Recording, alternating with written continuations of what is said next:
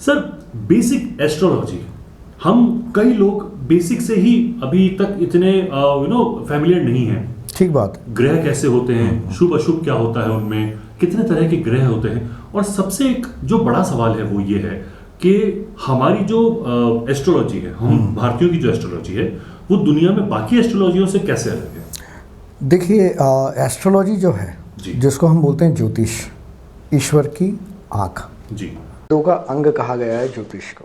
ठीक है, अब ये एस्ट्रोलॉजी कैसे आगे बढ़ी, या हमारे जो ऋषि मुनि थे उन्होंने एस्ट्रोलॉजी को क्यों मतलब एनालिसिस किया, इन ग्रहों को, सितारों को, तारों को, ये सब क्यों किया, उसके पीछे हमारी बेसिक जो फिलॉसफी है हिंदुइज्म की वो आती है।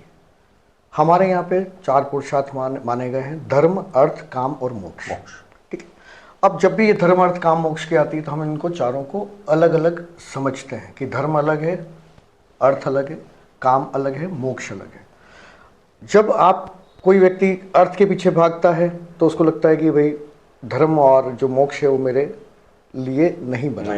ठीक है, तो वर्ण व्यवस्था भी उसी प्रकार से है, धर्म, अर्थ, काम, मोक्ष के हिसाब से।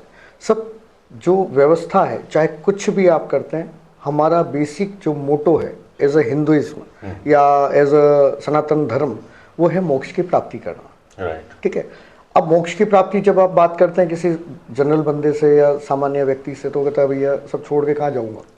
ठीक है, बट वैसा नहीं। तो हमको हमारे जितने भी पुराने ग्रंथ हैं उसको डिकोड करने की ज़रूरत है।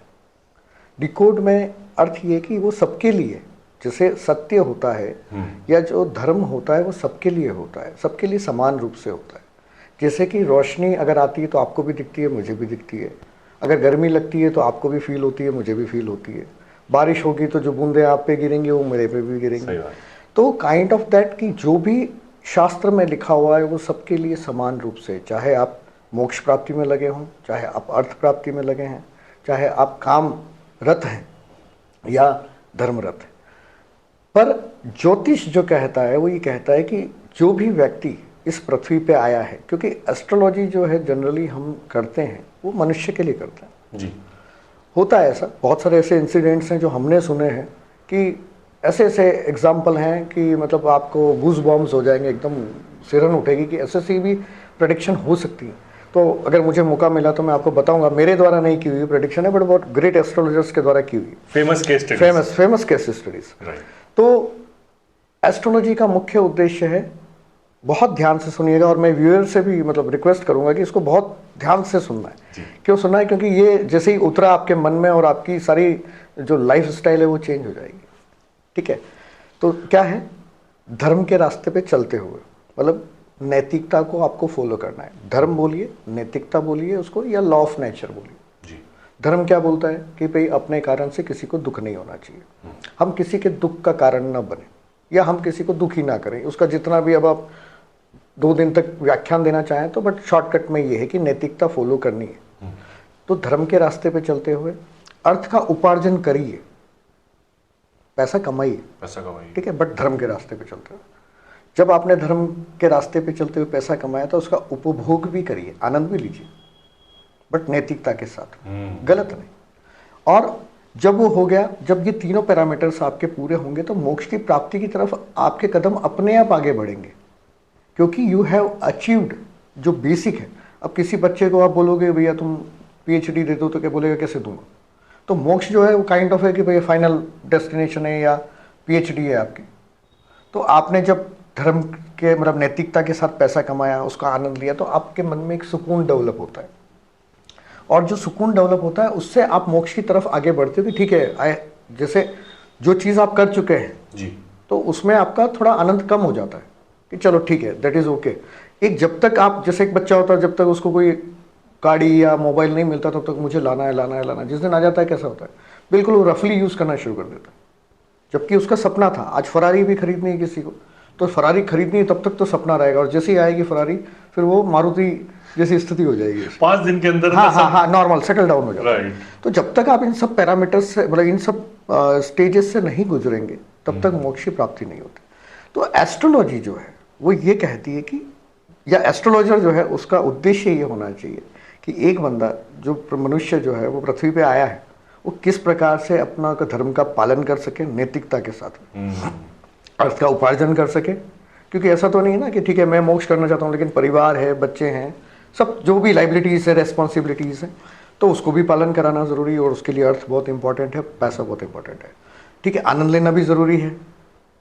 क्योंकि ये सारा पैरामीटर्स जो है वो ज्योतिष को समझना चाहिए, एस्ट्रोलॉजर को समझना चाहिए, एंड आफ्टर दैट उसको प्रेडिक्शन या काउंसलिंग करना चाहिए।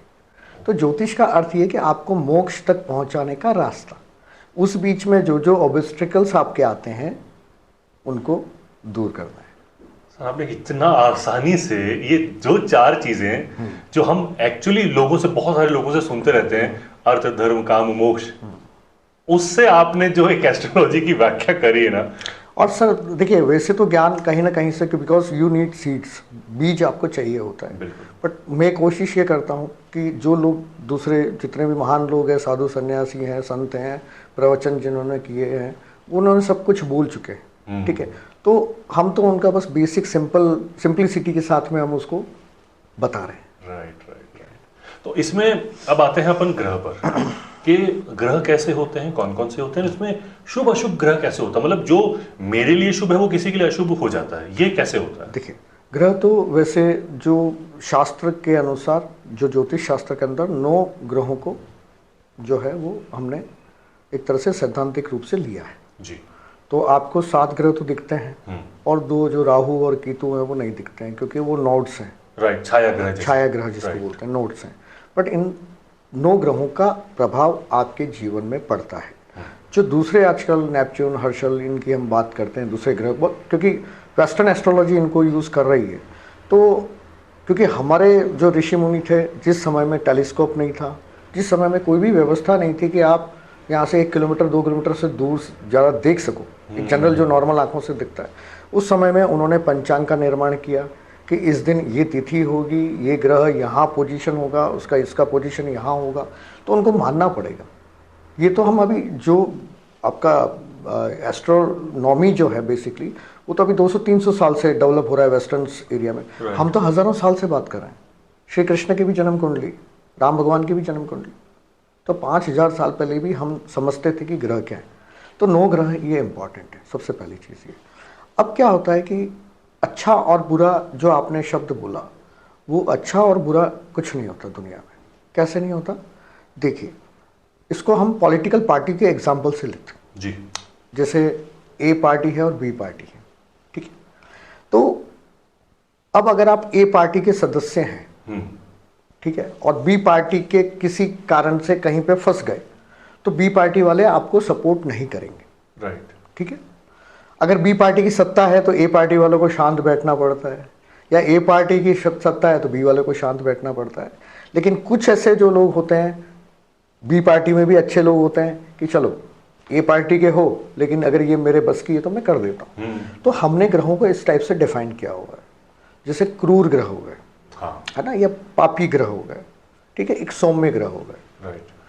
तो और कुछ बीच के हैं, बिचौलिए, ठीक है, वो क्या करते हैं, लॉबी इधर या इधर चले जाते हैं।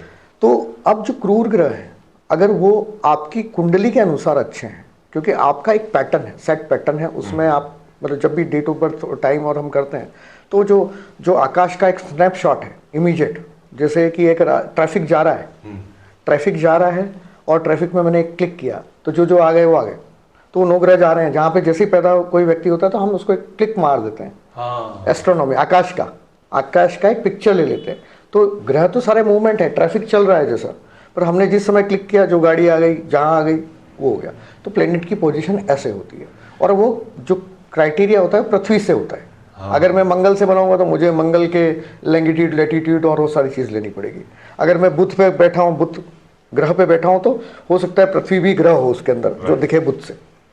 तो हम उसका स्नैपशॉट ले लेते हैं, जैसे पैनोरामा पिक्चर्स होता है, पैनोरामा पिक्चर्स आपने पूरा ले लिया, तो चार्ट आ गया उस समय का, ग्रह मूवमेंट कर रहे हैं।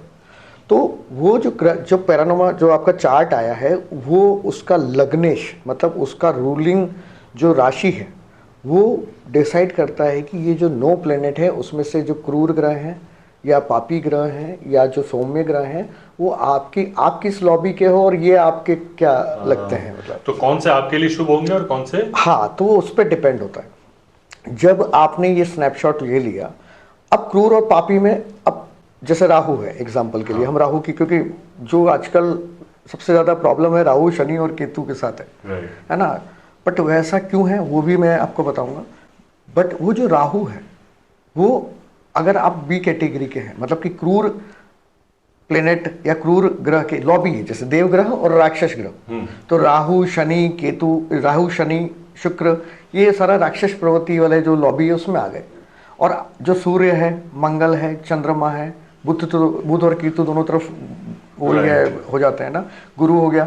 तो ये है, जब अगर आप इस लॉबी के हैं और ये ग्रह अगर आपके एक्टिव हो गए, ज़्यादा पावरफुल हो गए, तो आपके लिए नेगेटिव हो गए। और ये राहु शनि की लॉबी के आप बंदे हो, शुक्र की लॉबी के बंदे हो, मतलब जो आपका स्नैपशॉट है, जो आपके चार्ट है, वो अगर इस लॉबी का है और उसमें अगर ये बंदे अगर बहुत शुभ हो गए तो भी आपको कुछ ज़्यादा नहीं दे पाएंगे, और क्रूर भी हो गए तो भी आपको नुकसान नहीं पहुंचाएंगे। इसलिए राहु शनि, आपका शुक्र, ऐसे ग्रहों को हम जो है थोड़ा सा, या सूर्य को भी इसमें क्रूर में लेते हैं, राजा है तो क्रूरता तो होती है। तो वो जो है वैसे डिजाइन होता है। तो कोई ग्रह पर्टिकुलर शुभ और अशुभ नहीं होता, वो आपकी कुंडली के हिसाब से शुभ और अशुभ व्यवहार करता है। आपने जो स्नैपशॉट की बात करी, अगर उसे आसान भाषा में कहें तो यानी आप जब पैदा हुए उस वक्त ग्रहों की स्थिति क्या थी? आपने जो कहा कि स्नैपशॉट खींच लिया है, तो वो उस वक्त पर्टिकुलर ग्रह उस वहां पे है, और वो हमेशा आपकी कुंडली में, लगन कुंडली में वहीं स्थापित हो गया। वो पिक्चर है, जैसे आपका शादी का पिक्चर होता है, या कोई भी एक इंसिडेंट, आपका जो कोई भी आप एक पिक्चर खींचते हैं मेमोरी के लिए, वो पिक्चर है, लेकिन आप तो बदल रहे हो रोज, राइट। बट वो इंसिडेंट, यानी वो लगन कुंडली तो फिक्स ही रहेगी, वो फिक्स रहेगी। सर इसमें एक छोटा सा, हम कई बार सुनते हैं कि दशा चल रही है, महादशा चल रही है, अंतर दशा, प्रत्यंतर दशा, फिर क्योंकि इसमें भी ग्रह होते हैं। देखिए क्या होता है कि जब स्नैपशॉट लेते हैं जी, तो उस समय में आपका जो दशा सिस्टम हमारा है वो चंद्र पे आधारित है। क्या होता है, कुंडली में तीन तरीके से देखते हैं। एक तो लग्न कुंडली होती है। लग्न कुंडली मतलब your body and materialistic life, जो आपका पूरा मटेरियलिस्टिक लाइफ है, जो बाहर के प्रश्न है सारे। फिर एक होती है सूर्य कुंडली, वो आपकी आत्मा है, what is the purpose of your life basically. और चंद्रमा कुंडली होती है, मतलब कि आपकी मानसिक स्थिति कैसी है। तो जब किसी व्यक्ति की मानसिक स्थिति अच्छी नहीं होती है तो उसका समय खराब होता है, ठीक है। अल्टीमेटली वो दुखी, चाहे पैसा है, उन पैरामीटर्स पे मत जाइए, but ultimately he is not feeling good. अब एक की शादी होनी है, नहीं हो रही है, लेकिन उसकी मानसिक स्थिति सही नहीं है तो वो दुखी है। एक जो शादी नहीं करना चाह रहा है और शादी हो भी नहीं रही है तो वो खुश है कि चलो पापा मम्मी बोल रहे हैं लेकिन कोई लड़की नहीं मिल रही, अच्छा है, अभी मेरे को 2 साल रुक के करना है। तो काइंड ऑफ, तो जो मनोबल है या जो मानसिक स्थिति, वो चंद्रमा की कुंडली से हम देखते हैं।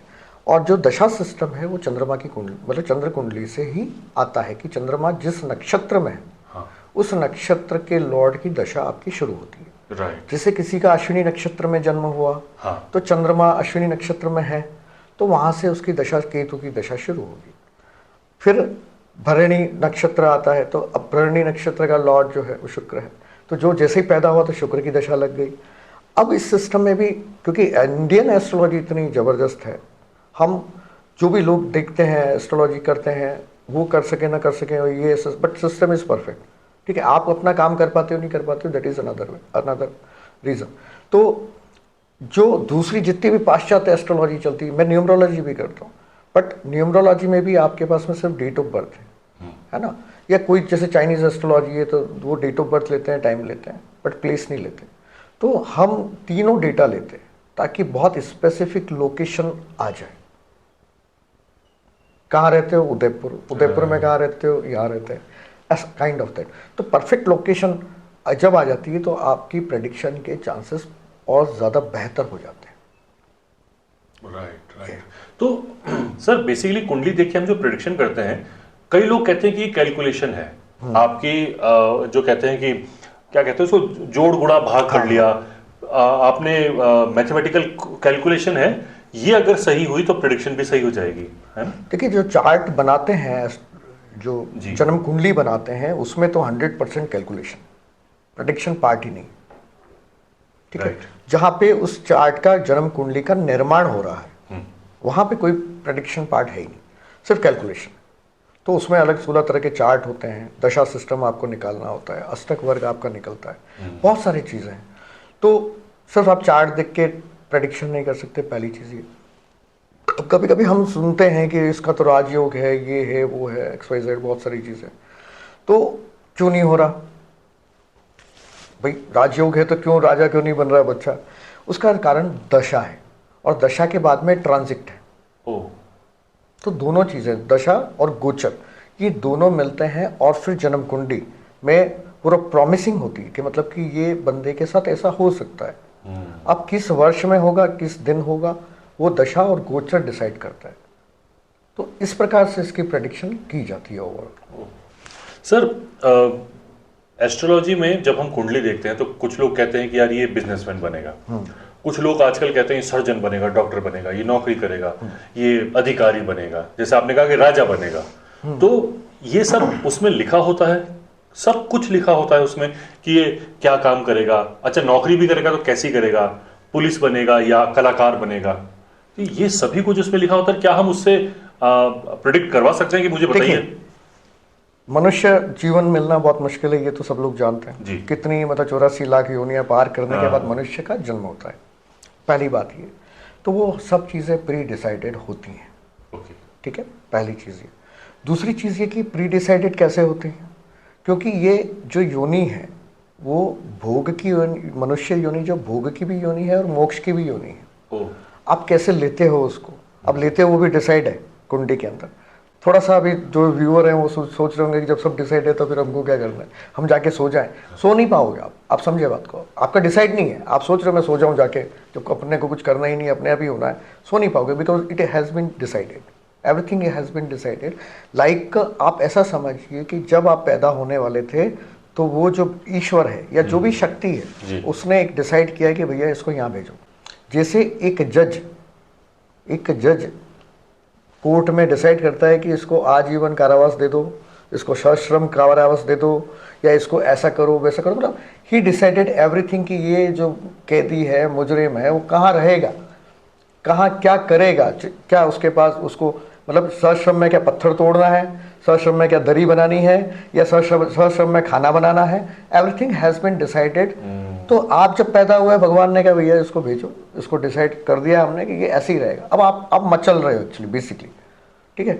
अब आप सोच रहे हो कि काम हो नहीं रहा है, आपको करना है, लेकिन जेल में हो आप, चाहे इस शरीर की जेल में समझो, चाहे इस पूरे ब्रह्मांड की जेल में या पृथ्वी की जेल में समझो, तो आप जेल में फंस गए, आप जेल में ही हो।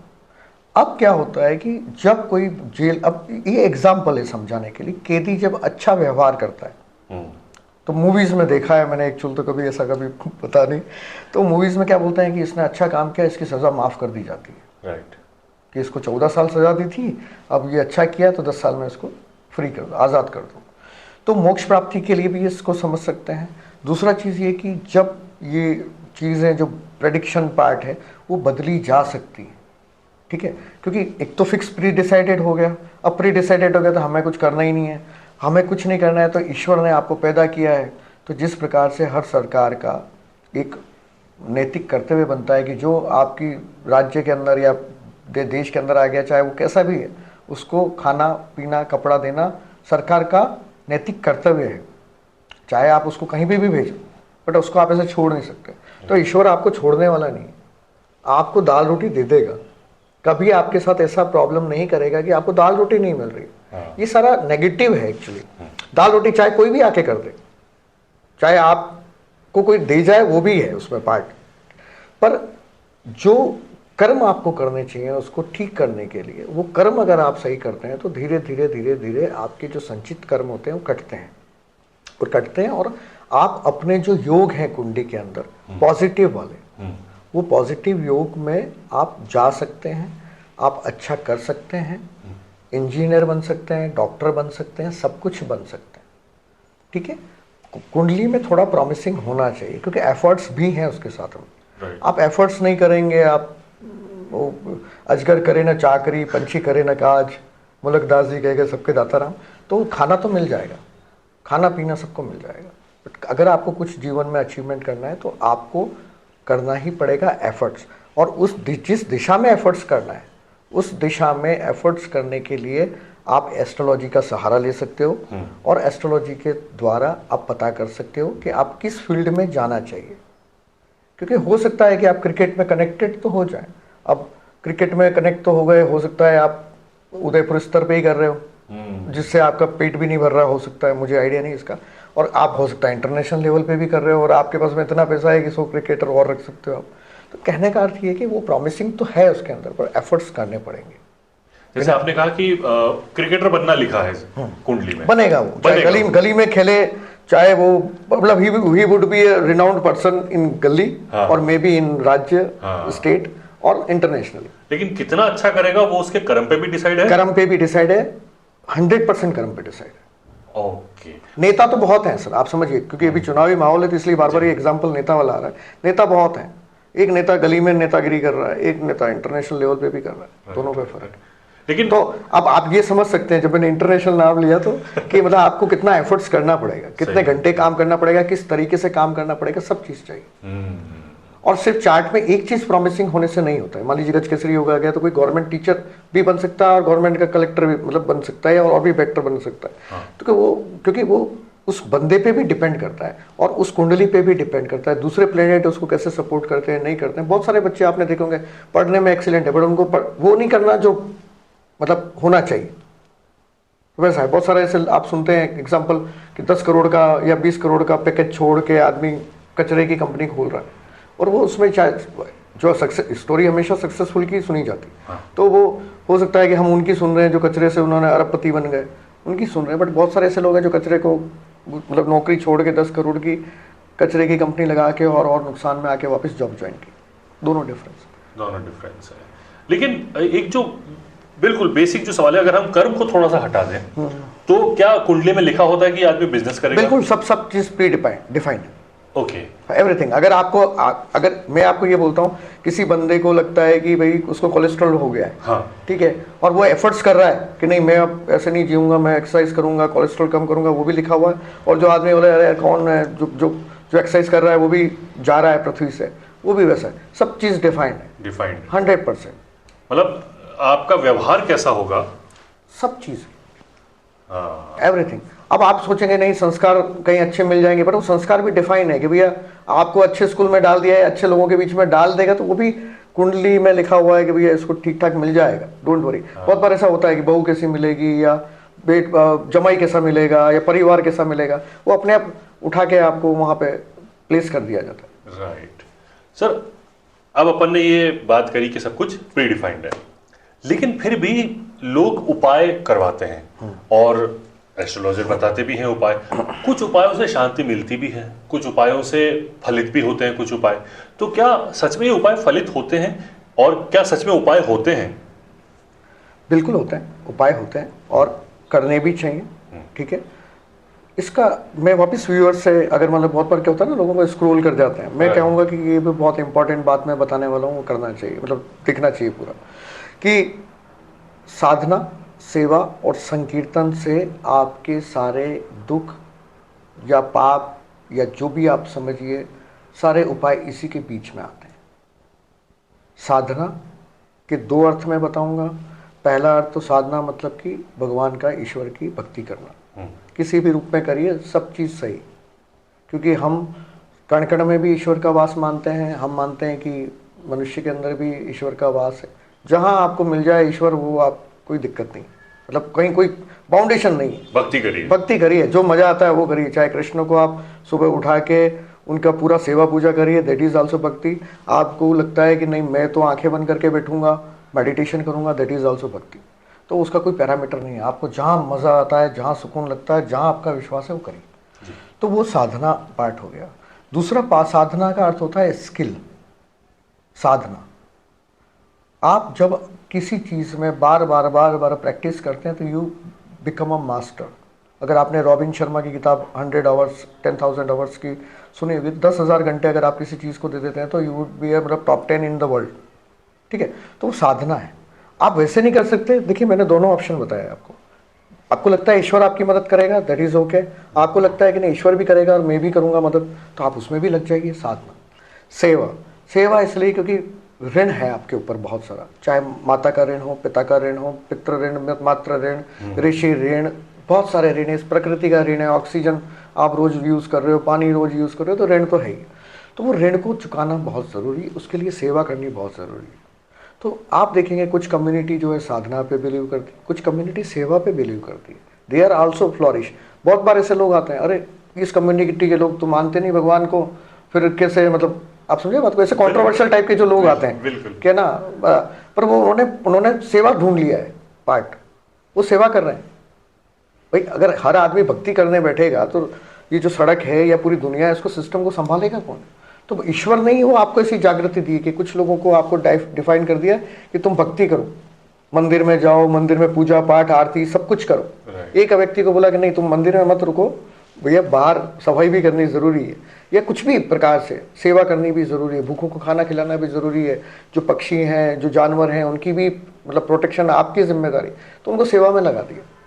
ठीक है, साधना, सेवा और संकीर्तन। अब जो कुछ लोग ऐसे हैं जो साधना नहीं कर पाते, कुछ लोग ऐसे हैं सेवा नहीं कर पाते, वो संकीर्तन। संकीर्तन का मतलब ये है, जैसे आपने देखा होगा जो मंदिरों में हम जब जाते हैं दर्शन करके, तो लोग बोलते हैं 5 मिनट मंदिर में बैठना चाहिए।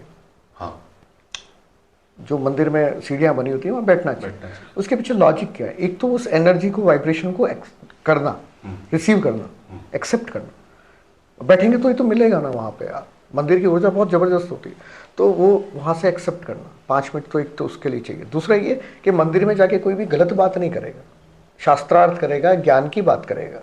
तो वहाँ पे जो बुजुर्ग लोग हैं, जो लोग हैं, वो आपको ज्ञान देंगे।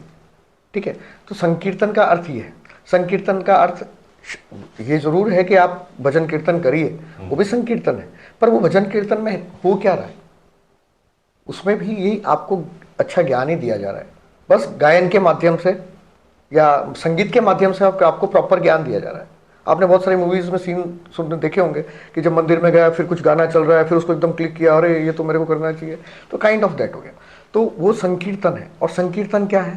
दूसरा संकीर्तन और बात, मैं बहुत प्रैक्टिकल एस्ट्रोलॉजी करता हूँ कि अगर मान लीजिए मुझे शेयर मार्केट में इन्वेस्टमेंट करना है, पंडित जी ने कहा, एस्ट्रोलॉजर ने कहा कि भैया आपका योग है पैसा कमाने का शेयर मार्केट से।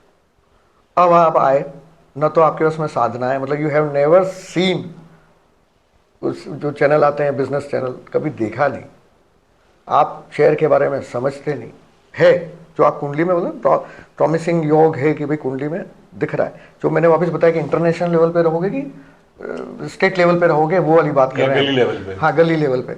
तो अब आपने कहा अरे गुरुजी ने बोला है, एस्ट्रोलॉजर ने बोला है मुझे शेयर में इन्वेस्टमेंट करना है, आपने उठा के खट से शिफ्ट कर दिया पैसा, सारा का सारा है कम ज़्यादा जो भी है उसके पास में, वो भी नियति पे डिसाइड है कि सारा करेगा या कम करेगा, तो कर दिया। और फिर आप इंतजार कर रहे हो, अरे यार बोला प्रेडिक्शन के लिए तो हो ही नहीं रहा, I you are not master in it. ठीक है, आप समझते ही नहीं हो, तो आप कैसे कमा पाओगे? बस नहीं कमा पाओगे। फिर आपको उसके लिए संकीर्तन करना पड़ेगा ऐसे व्यक्ति के साथ जो शेयर मार्केट समझता हो। तो संकीर्तन जो है वो भी बहुत इंपॉर्टेंट है जी। ठीक है, संकीर्तन मतलब कि आपको ऐसे लोगों के साथ बैठना जो आपकी फर्टिनिटी के हैं, क्योंकि आप कम समझते हैं उसके बारे में, तो आपको उससे राय और मशवरा लेना चाहिए, दैट इज ऑल्सो संकीर्तन। या आप मंदिर में जाके भगवान का भजन करते हैं, वो भी संकीर्तन हो गया। तो साधना, जो भी आपके उपाय आते हैं ना, वो साधना, सेवा और संकीर्तन के in between, among all this आते हैं। कि कोई बोलता है कि आप ईश्वर की आराधना करिए, पूजा पाठ करिए, या जो भी ऐसे रिचुअल्स हैं वो उसके लिए बोलता है, वो साधना का पार्ट हो गया। कोई कहता है गाय को रोटी खिला दो, कुत्ते को ये रोटी खिला दो, या इस प्रकार से जो भी ग्रहों के अनुसार या जो भी ट्रीटमेंट होता है वो ट्रीटमेंट, तो वो सेवा का पार्ट हो गया। और संकीर्तन का मतलब होता है कि आपको ऐसे लोगों से मिलना है। ये थोड़ा सा मिसिंग है, क्योंकि हम इन दोनों में उलझ गए। जो ईश्वर हमारे आसपास में है, गॉडफादर किसको बोलते हैं? गॉडफादर मतलब कि जो आपकी फर्टिनिटी में कुछ अच्छे लेवल पे है। अगर आज मुझे शेयर मार्केट समझना है तो मुझे गॉडफादर राकेश झुनझुनवाला को मानना पड़ेगा। पैसा कमाना है तो वारेन बफेट को मानना पड़ेगा। तो उसको भी सुन लो, उसकी भी सेवा कर लो, उसकी भी साधना कर लो, उसकी भी संकीर्तन कर लो, बैठ लो। उसके वीडियोस हैं आजकल तो यूट्यूब पे सब जगह, आपको ज्ञान मिल रहा है तो ले लो। लेकिन जो आपने मुझसे बोला था कि यूट्यूब पे बहुत सारी चीज़ें चल रही हैं और उसको यूज़ करना चाहिए कि नहीं करना चाहिए, नहीं, बिल्कुल नहीं। किसी प्रयोजन के लिए जब आप कोई कार्य करते हो, जैसे कि आपको मान लीजिए किसी इंटरव्यू के लिए जाना है, तो आप अपने प्रॉपर जो भी इंटरव्यू के लिए आप जब जाते हैं तो अपने हिसाब से तैयार होके और आप जाते हो। लेकिन आपको ऐसे ही जाना है तो आप 4:30 बजे निकले तो भी कोई दिक्कत नहीं है, 4 बजे नहीं निकले तो भी कोई दिक्कत नहीं है। और जब आपको स्पेसिफिक फ्लाइट पकड़नी है तो आप कहते हो या 2 घंटे पहले निकलना पड़ेगा, ट्रैफिक का ध्यान रखते हो, सब चीज़ें। तो जब आप स्पेसिफाई होना चाहते हो अपने लिए तो आपको जो यूट्यूब और जो इतना इंटरनेट पे जो ये आपके उपाय चल रहे हैं वो नहीं करने चाहिए। क्योंकि आप अगर सोच रहे हो कि मैं वृषभ राशि का हूँ और किसी महान व्यक्ति ने बोला है कि वृषभ राशि वाले अगर आज ये कर लेते हैं तो इनका ऐसा हो जाएगा, मत करिए। शास्त्रों में हमारे या एक दोहा है, गुरु गोविंद दो खड़े काके लागू पाओ, बलिहारी जाओ गुरु आपने गोविंद दियो दिखाए। हाँ। गुरु का काम सिर्फ गोविंद को बताना है, आप गुरु को गोविंद मत बनाओ। Are you getting my point? ठीक है कि उन्होंने बोल दिया मतलब अब वो तो बिल्कुल फाइनल है, उसको सोचो समझो कि क्या करना है। अगर आप दिन भर फूल, दिन भर आप अगरबत्ती, दिन भर ये करते रहोगे तो भगवान आएंगे, बोले बेटा माफ़ करो, बेटा घर पे भी ध्यान देते, ऑफिस में भी काम कर ले, जो भी करना है कर ले। तो आप ऐसा दिन भर उठ के 25 उपाय नहीं कर सकते, क्योंकि जो ग्रह हो सकता है आपके फेवर का है उसी को आप डिटोरिएट कर रहे हो, मतलब चीज़ें दे दे के। कि आज आप किसी व्यक्ति को वस्त्र देने, अब एक मैं वस्त्र से एक सिंपल एक एग्जांपल दूंगा, उससे आपको समझ में आ जाएगा। कपड़ा 3 तरीके का होता है और 3 ग्रह को डिनोट करता है, समझे आप बात को? जी। पहला कपड़ा जो सिंपल थान का कपड़ा जिसको हम बोलते हैं विदाउट स्टिच, वो कपड़ा होता है चंद्रमा। ठीक है। और अगर उसको मैंने स्टिच कर दिया नॉर्मल, हाँ, जैसे एक शर्ट बना ली सिंपल, कुछ भी ऐसा कर लिया, तो वो हो गया बुध। और अगर मैंने उसको डिजाइनर क्लॉथ बना लिया, कुछ और डिजाइन कर ली, या साड़ी जैसे होती है इस टाइप की कर दी, तो वो हो गया शुक्र। तीन चीजें हो गई। 3 चरण में 3 अलग अलग ग्रह अलग है। अच्छा। तो अब कोई आपको बोलता है कि हरा कपड़ा दे दो, तो आप हरा कपड़ा दे रहे हो बुध के, क्योंकि कलर जो बुध है वो ग्रीन कलर को डिनोट करता है। तो बुध और चंद्रमा दोनों गए, मतलब उसका डोनेशन हुआ। यानी सादा कपड़ा लेकिन हरा, तो चंद्रमा और बुध हो गया। हाँ, राइट, चला गया। तो अब आपको तो बुध का उपाय करना था, आपने चंद्रमा और कर दिया। अब यही अगर रेमेडी की बात करें तो तरकारी की रेमेडी होनी चाहिए थी, मतलब जो भाजी होती है वो प्योरली बुध है। लेकिन वापिस अगेन आता हूं मैं, अगर ये भाजी में मूली है तो राहु हो गई, वो राहु है, ठीक है ना।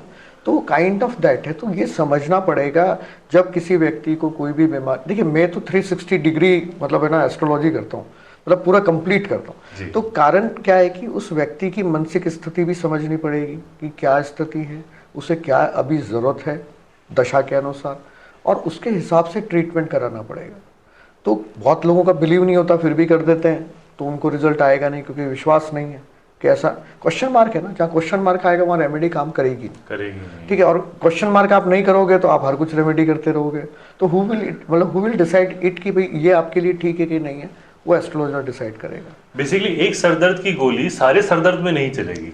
हाँ, क्योंकि मैं तो फार्मा में, देखिए मेरा भी एक्सपीरियंस फार्मा का भी है, बैंकिंग का भी है, इंश्योरेंस का भी है, तो मैं तो बहुत जगह समझ के आया हूँ कि गोली सिर्फ है ना पैरासीटामोल सरदर्द में भी काम करता है, बुखार में भी काम करता है और पेट दर्द में भी काम करता है, ठीक है। लेकिन यही अगर दूसरे सॉल्ट जो से माइग्रेन के सॉल्ट होते हैं तो वो माइग्रेन में काम करते हैं। आपका पैर दर्द होगा थोड़ा बहुत ठीक कर देगा, जुकाम ठीक कर देगा, हर दवाई कुछ ना कुछ ठीक करेगी, क्योंकि एक चीज़ ठीक होगी तो कुछ ना कुछ दूसरी चीज़ें ठीक होती हैं, तो वो करती है। बट वो उसकी पर्टिकुलर रेमेडी या मेडिसिन नहीं, वो डॉक्टर डिसाइड करेगा कि डॉक्टर को पता है कि क्या है। कि अभी आजकल जैसे एक एग्जांपल देता हूँ, बहुत अच्छा सा, थोड़ा सा हट के है, बट क्योंकि मैं फार्मा में काम किया हुआ है तो इसलिए कि अभी क्या है, हमने एजिथ्रोमाइसिन, जब से कोरोना आया तब से एजिथ्रोमाइसिन को हमने माई बाप मान लिया है, मतलब कि यही ऐसा एंटीबायोटिक है जो सारे दुख दर्द दूर कर सकता है, जबकि एजिथ्रोमाइसिन गले के लिए बेसिकली, ठीक है। और यही अब सिफेक्सिम है, हर बुखार में सिफेक्सिम और एजिथ्रोमाइसिन चल रहा है। तो जो दूसरे ओफ्लोक्सोसिन है, लिवोफ्लोक्सोसिन है, ये इस टाइप के दूसरे एंटीबायोटिक हैं, उनको हम भूल गए।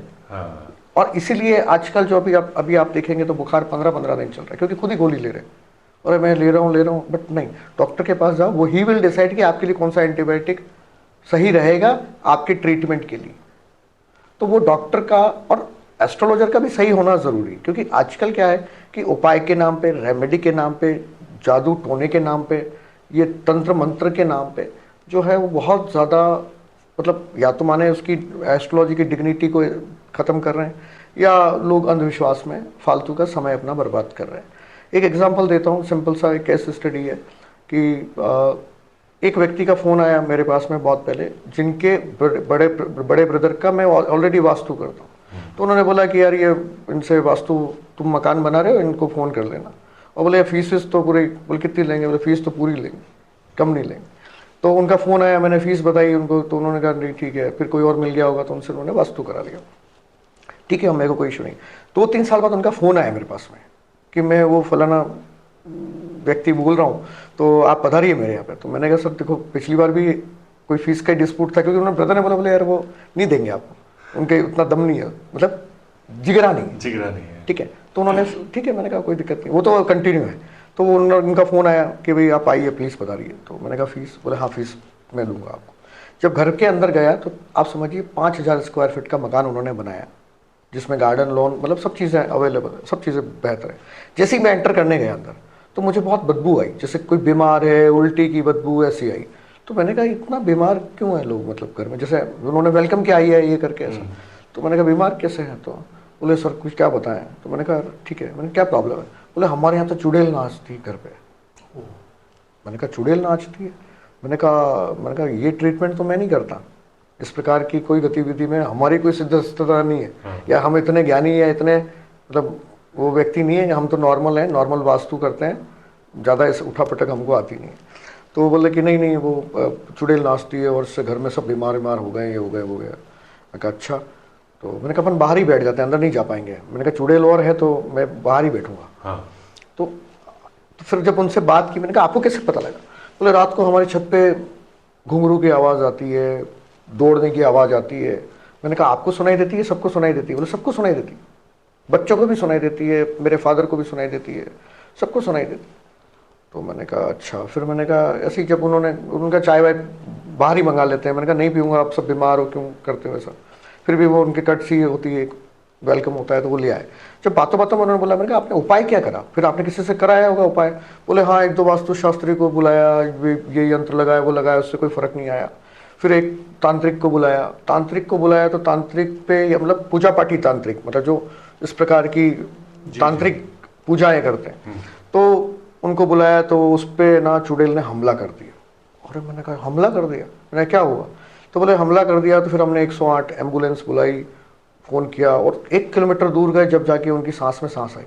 बाकी वो पूरे ऐसे, मतलब पसीना पसीना हो गए, और बिल्कुल ही अजीब सी उनकी स्थिति हो गई थी। मैंने कहा अच्छा। फिर अब मतलब अच्छा का मतलब मैं जितना इतना कंफर्टेबल बोल रहा हूँ वैसा मैं वहाँ नहीं बोल पा रहा था। मैंने कहा अच्छा, ऐसा मतलब थोड़ा फियर फैक्टर। तो फिर बोले कि, मैंने कहा फिर आगे क्या हुआ? बोले कुछ नहीं। फिर वो उन्होंने कहा आप मेरे से मिलने के लिए वहीं आ जाओ। मैं जब उनसे मिलने गया तो उन्होंने कहा कि पूजा वूजा करनी पड़ेगी, और कुछ मतलब सिद्ध लोगों को बुलाना पड़ेगा, और खर्चा आएगा। बोले कितना खर्चा आएगा? बोले 15 लाख रुपए। मैं कितने दिन की पूजा करेंगे? बोले 3 दिन की। मैंने कहा कितने पंडित आएंगे? बोले 21। मैंने कहा 21 पंडित आएंगे, 3 दिन की पूजा है, अगर मैं कुमकुम केसर से ही सब कुछ करूं, जो पूजा के अंदर मान लीजिए जैसे घी बहुत महंगा होता है, केसर महंगी होती है, कुछ सोना भी अगर कर दिया, तो मैंने कहा ये सब मिलेंगे तो भी 15 लाख खर्चा होता नहीं। फिर मेरे को समझ में आ गई कि मैंने कहा गणित कुछ न कुछ उल्टी है। फिर क्या हुआ कि जब मैंने कहा चलो ठीक है मैं विजिट करता हूँ, अंदर देखता हूँ। तो जब अंदर मैंने घुमा, सब जगह देखा, फिर मेरे को समझ में आ गई चीज़। मैंने कहा चलो इसका, ये आपका 15 लाख आप खर्च कर रहे हो ना, मेरे को आप कितना दोगे बताओ, मैं आपका भूत हटा देता हूँ। बोले क्या करना पड़ेगा और कब करेंगे? मैंने कहा अभी हो जाएगा। बोले अभी हो जाएगा? बोले हाँ अभी हो जाएगा। तो बोले क्या बताओ। और आप तो फिर मतलब वो जो होता है ना आदमी एकदम लगता है भगवान मिल गए, चरण पकड़ लो, वैसी स्थिति हो गई। और उसके बाद में जब मैं गया ऊपर छत पे सब जगह, मैंने कहा देखो आपका मकान अभी बना है नया, क्योंकि 2-3 साल पहले तो वो मुझसे ही वास्तु करवा रहे थे। तो मैंने कहा बनाया नया, और आपने सारे पेंट के डब्बे, सारे डब्बे ऊपर मचान पे डाल रखे। अब रात को हवा आती है, क्योंकि खुले में था एरिया, एक तो खुद 5000 स्क्वायर फीट का और आसपास थोड़ी लोकेलिटी नहीं थी, कम थी मतलब, तो हवा से वो डब्बे रात को घर घर घर घर होते हैं। फिर उनके पीछे जो है कीकर का पेड़ था, तो कीकर की फलियां होती हैं, हाँ वो रात को छम छम छम छम, आप कभी ध्यान से सुनेंगे तो बजती हैं, जी ऐसी आवाज आई। बिल्कुल। ठीक है, आप उधर वो घर घर होना और एक उधर चिक चिक होना, और सबका अपने हिसाब से एक परसेप्शन क्रिएट करना कि ऊपर डांस कर रहा है कोई, क्योंकि दोनों का लयबद्ध खुद ही बना रहे हैं, क्योंकि संगीत के विद्यार्थी तो है नहीं, तो लयबद्ध खुद ही तैयार कर रहे हैं कि कैसे डांस कर रही है। जैसे वो गाना आया था मेरे ढोलना सुन प्यार की धुन, तो वैसा हो गया। तो खुश हो गए, अरे यार ये तो हमको समझ में नहीं आया। मैंने कहा क्या करें, बोले मैंने कहा इसको या तो शांत हो जाओ, कोई तकलीफ नहीं, डब्बे हटाओगे आवाज़ बंद हो जाएगी, कीकर का पेड़ है तो आपको कोई साउथ वेस्ट की तरफ उधर है तो आपको कोई दिक्कत तो देने वाला है नहीं, क्यों काटना है तो काट दो, नहीं काटना है तो चलना है तो कोई दिक्कत नहीं। फिर वो आए खट से एक लिफाफा लेके, तो लिफाफा देखते ही लग रहा था कि 15 लाख तो नहीं है इसके अंदर। क्या होता है कि इस टाइप की गतिविधि होती, मैंने कहा मैंने गलती कर दी, मैंने उनको बोला, मैंने कहा मैंने गलती कर दी, मुझे भी यही करना चाहिए था। कुछ पंडित लेके आने थे, 10-11 लाख का बिल बताना था, 15 से कम, और मेरे को बोलना था कि ये जो चुड़ैल है मैंने उसको कीकर के पेड़ पे बांध दिया है और ये पेड़ कटवा दो। पेड़ कटवा दो। तो इस टाइप की प्रैक्टिस होती है, क्यों होती है? क्योंकि आपको नॉलेज नहीं है, आपको समझ नहीं है, और आप उन करामती जो बातें करते हैं लोग, उनके उस माया जाल में, राहु के माया जाल में आप आ जाते हैं। अच्छा। तो उससे इस प्रकार की घटनाएं होती हैं। बहुत बार जैसे कहीं वास्तु हम देखने जाते हैं, एक स्कूल है जहाँ पे स्विमिंग पूल में 5 से 10 बार इस प्रकार की बच्चों के साथ में घटनाएं हो चुकी कि मतलब बच्चे मरे नहीं है बट डूबते डूबते बचे हैं, बट वो स्कूल प्रशासन और सब ऐसा होता है। तो अब क्या होता है, वहाँ पे उन्होंने जो स्विमिंग पूल है वो गलत जगह बनाया हुआ है। जब बच्चों से आप बात करोगे ना, मैंने ऐसी 2-3 बच्चों से, क्योंकि पता लगा, तो लगता है ऐसे पानी खींच रहा है हमको कि कूद जाओ अंदर, तैरना आता है कि नहीं आता है। इंस्ट्रक्टर है, उनको जा जाके बचाना पड़ता है बच्चों को, अरे तू क्यों कूदा, तू क्यों कूदा, फिर तू रुक, तू या गहरे पानी में मत जा। तो काइंड ऑफ दैट, आप गलत आपने बना लिया तो दिक्कत हो जाती है। तो रेमेडी आपको, अगर आपको स्पेसिफिक चीज़ें चाहिए, अगर आपको डिज़ाइनर कहते हैं ना टेलर मेड चीज़ें चाहिए, परफेक्ट चाहिए, तो आपको कंसल्टेंसी लेनी ही पड़ेगी। ये तो सर मैं अपने हर पॉडकास्ट में कहता हूँ, अपने हर गेस्ट के साथ कहता हूँ, चाहे वो किसी भी सब्जेक्ट का हो, कि आप अपने मन से कुछ मत करिए, क्योंकि आप डॉक्टर की आपने जगह समय नहीं दिया, आपने साधना ही नहीं की है उसका, साधना नहीं करी है ना। आप आज मैं एमएफ हुसैन जैसी पेंटिंग बना नहीं सकता, मैं कितने भी स्टोन पहन के चला जाऊं, सचिन तेंदुलकर जैसा, या मैं बोलूं जो सबसे डाउन लाइन में बंदा है उसके जैसा खेल नहीं सकता हूं, क्योंकि मैंने I have never given a time that much, जितना इनपुट उन्होंने दिया है। आज आप अगर डिज़ाइनर की बात करते हैं, जैसे ड्रेस डिज़ाइन, उसको देखते ही पता लग जाता है कि यार इसको ये कपड़ा जमेगा कि नहीं जमेगा। या जो इंटीरियर डिज़ाइनर होते हैं, लोग नहीं करते हैं, अरे हम ही कर लेंगे, अरे इंटीरियर डिज़ाइनर जो होता है वो उसको देखते ही पता लग जाता है कि आपके यहाँ क्या चीज़ें ठीक होंगी, सेट होंगी, सही बात। तो उनको पता लग जाता है तुरंत। तो आपका समय बचता है, आपकी एनर्जी बचती है, और आपने पेंट पहले तो करा लिया, अब अच्छा आप ठीक नहीं लग रहा, चेंज कराएं, फिर वो पैसा खर्च हो रहा है। तो आप रेमेडी प्रॉपर करो ना, जब अगर आपको इंटरेस्ट है, आपको समझ में आती है कि हाँ ये चीज़ें बदल सकती हैं, तो आप प्रॉपर गाइडेंस लेके करना चाहिए। सही बात है, यानी आपकी कुंडली में लिखा तो है, लेकिन आपको उसके लिए मेहनत भी करनी पड़ेगी। सर बिना मेहनत के कुछ नहीं होगा, कुछ नहीं। सचिन तेंदुलकर की क्रिकेटर बनना लिखा था, लेकिन उसको उतने साल की मेहनत भी लगी है। आप ऐसा नहीं है कि कल को जाके आप कहो कि हाँ मेरे को स्टोन्स का या किसी भी चीज का, माइंस का बिजनेस करना, मैं तो बैठ जाऊं दुकान खोल के, तो लाओ अपन माइंस नहीं, का। ऐसा लकी होते हैं सर, ऐसा अच्छा। भी नहीं है, पर वो 1 लाख में से एक होते हैं, 1 लाख में से एक होते हैं जिनके मतलब बॉर्न विद सिल्वर स्पून हो, चाहे कुछ भी हो, कुछ भी करें, वो पैसा आता ही आता है, तो उसको तो फिर कुंडली की जरूरत ही नहीं होती, वो अपने भी मस्त चलता है। राइट। तो जिसको आगे बढ़ना है, थोड़े की जरूरत है, थोड़ी एक्सपेक्टेशन है, थोड़ी लाइफ को अच्छा करना चाहता है, तो उसको राय लेनी चाहिए। भाई गुरु है ना, कोई भी व्यक्ति, गुरु का मतलब ये नहीं कि कोई साधु सन्यासी जो आपका आश्रम में बैठा हुआ है, that is no, everybody is guru. Teacher भी गुरु है, आपका टेलर भी गुरु है, एवरीबडी इज गुरु। जो आपको कुछ ज्ञान देते, वो ज्ञान देते, समझा दे, आपके जीवन में परिवर्तन लिया है, एवरीबडी इज गुरु। तो उसको आप ऐसा मत सोचिए कि वो वही जाएगा, और गुरुओं को पता ही नहीं। एआई, जैसे एक एग्जांपल बताता हूँ कि मैं कोई मेरे मिलने वाले हैं, वो किसी एस्ट्रोलॉजर के पास गए, बोले मेरा बेटा एआई में कुछ करना चाहता है। और वो एआई क्या होता है, एआई क्या होता है, अच्छा कंप्यूटर का काम होता है। अरे कंप्यूटर अलग चीज़ हो गई, एआई अलग हो गया।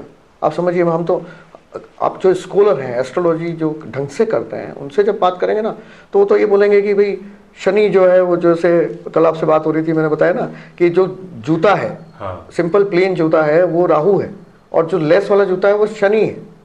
ठीक है।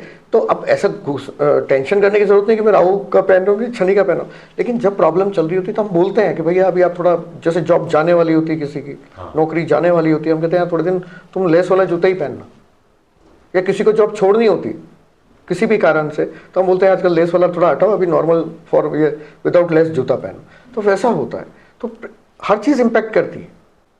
और जिसको कुछ नहीं चाहिए, बिल्कुल अल्हड़ है, उसको कोई फर्क नहीं पड़ता, कोई फर्क ही नहीं पड़ रहा फिर वो नीचे जा रहा है ऊपर जा रहा है, जब उसी को फर्क नहीं पड़ा तो किसी को फर्क नहीं पड़ता। सही बात ये है।